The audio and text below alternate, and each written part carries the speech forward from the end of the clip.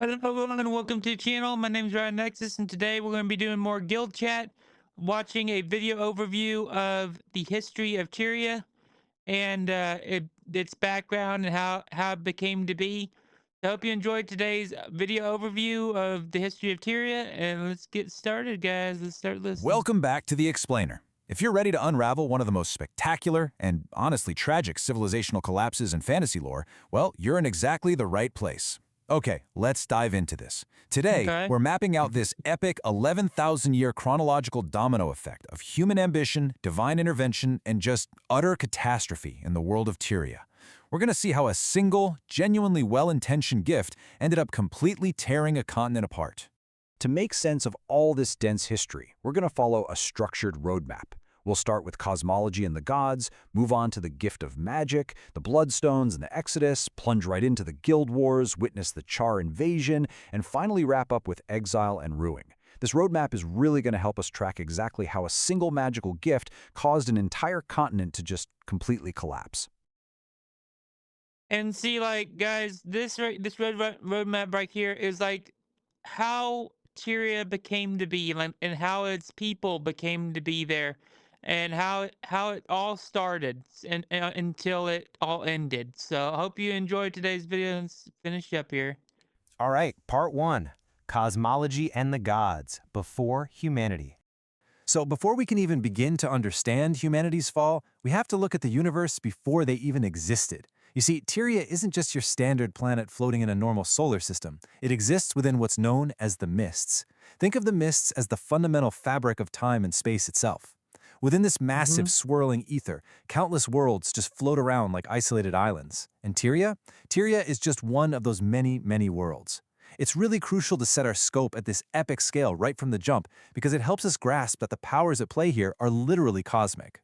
Now, the ultimate caretakers of this specific island in the mists were the true gods. This pantheon is made up of Duena, goddess of life and air, Balthazar, god of fire and war, Lysa, the twin goddess of beauty and illusions, Melandru, goddess of nature and earth, Abaddon, god of secrets and water, and finally, Grenth, god of death and ice.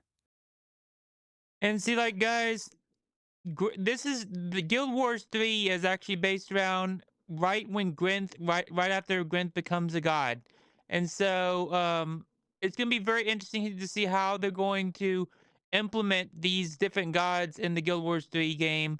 And also, like, cuz Guild Wars 3 is based before both Guild Wars 2 and Guild Wars 1, and so like 1,200 years before. So it's going to be very interesting to see how they implement all these other gods into the game story. Tyria absolutely flourished under their protection. But what's really vital to note here is that the gods brought various species to this world over time, and humanity, well, humanity was brought last. The thing is, the world was already home to older, established races. We're talking creatures like the dwarfs, the centaurs, and the incredibly formidable feline Char. But when humans finally arrived on the scene, they were kind of different. They weren't really interested in just quietly coexisting. No, humans arrived with this innate, fierce desire for domination. They rapidly spread out, conquered lands, and displaced those native species. Most notably, they drove the Char right out of their ancestral homeland of Ascalon.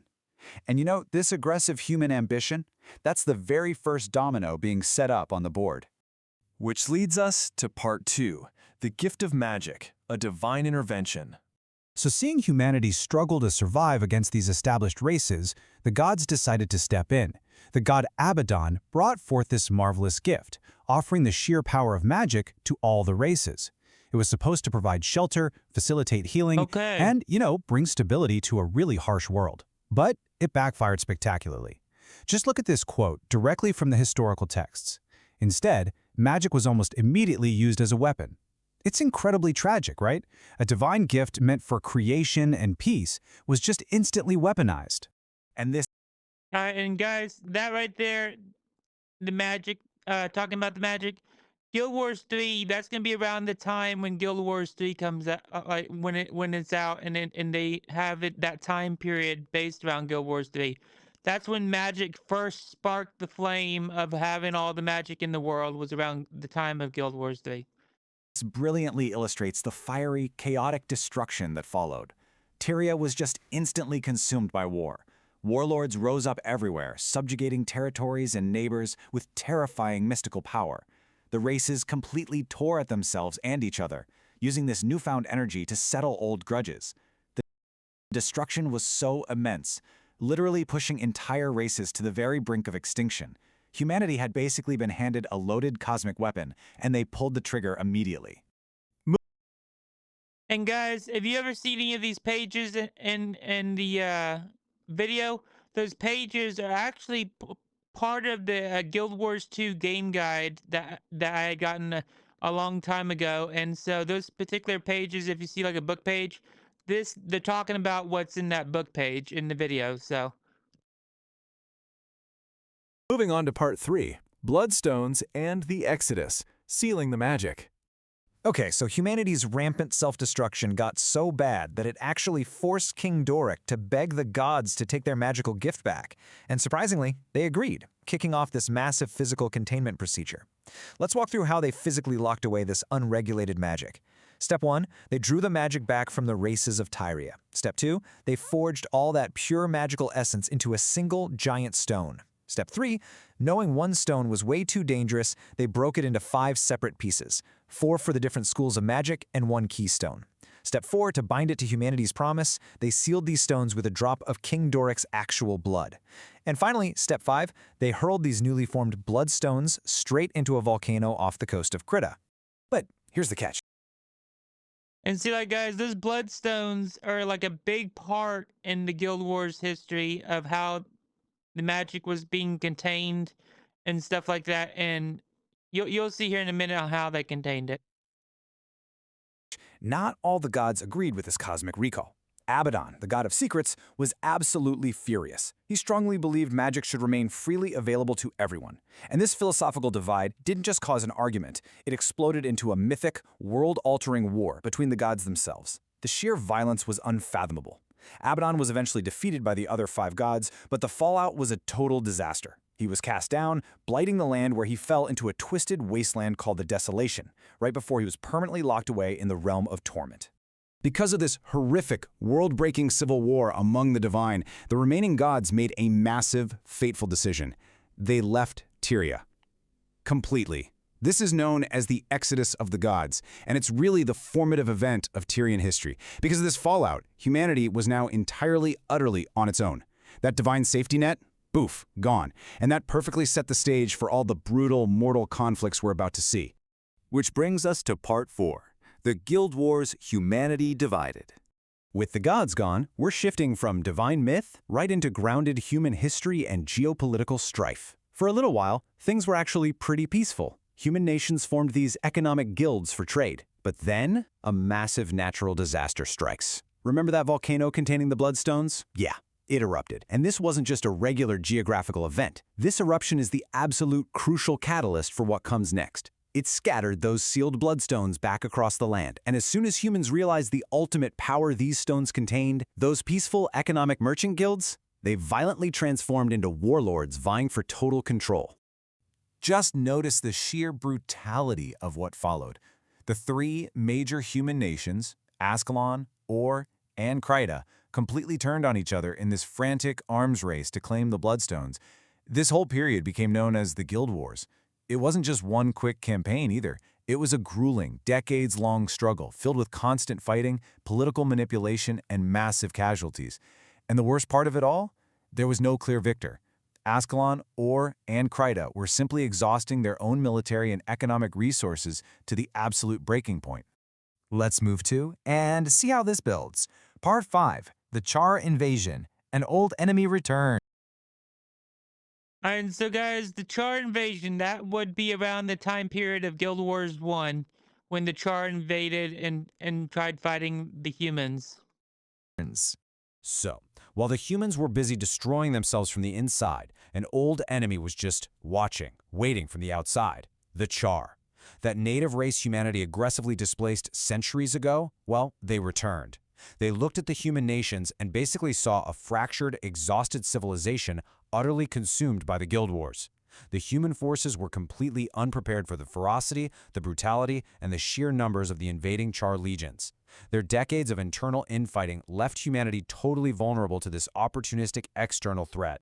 Inside Ascalon, which really took the brunt of this invasion, a deeply tragic political divide crippled any chance of an effective response. On one side, you have King Adalbern. He was fiercely proud, completely refused outside help, and was stubbornly determined to stay and fight a losing battle just to rebuild Ascalon alone.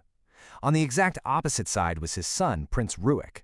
Rurik was pragmatic. He realized the wall was going to fall, so he advocated for a tactical retreat and formally accepting aid from the neighboring nation of Creta. But King Adalbern was so incredibly stubborn that he actually banished his own son rather than accept that help. It's a brutal showcase of the human cost of political pride. Without any unity, the human nations just collapse like dominoes in a rapid cascade of ruin. In a terrifyingly short time span, 3 cataclysmic events hit one after the other. First year, the Char unleash a devastating magical assault called the Searing, literally raining burning crystals from the sky and turning Ascalon into a cratered wasteland. Second year, the sinking of Ore, also known as the Cataclysm. Third year, the surviving humans are forced into a desperate flight, becoming the Exiled. Everything fell apart so fast.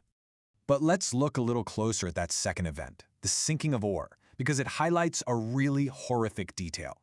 When the Char marched on the holy city of Ara, an Orient advisor, the Vizier, retrieved a forbidden lost scroll from the catacombs. In a desperate bid to save his people from the invading legions, he read the spell, and an enormous explosion just rocked the continent. Yes, it wiped out the invading army, but it also physically shattered the land, sinking the entire holy nation of Ore straight into the sea. This was the Cataclysm. And notice the dark irony here. In the end, it was humanity's desperate use of unregulated, forbidden magic that truly destroyed them, not just the Char blades. Which brings And guys, see, like in Guild Wars 2, ore was risen from the ocean, and so there's a bunch of undead wandering around the ruins of ore in Guild Wars 2.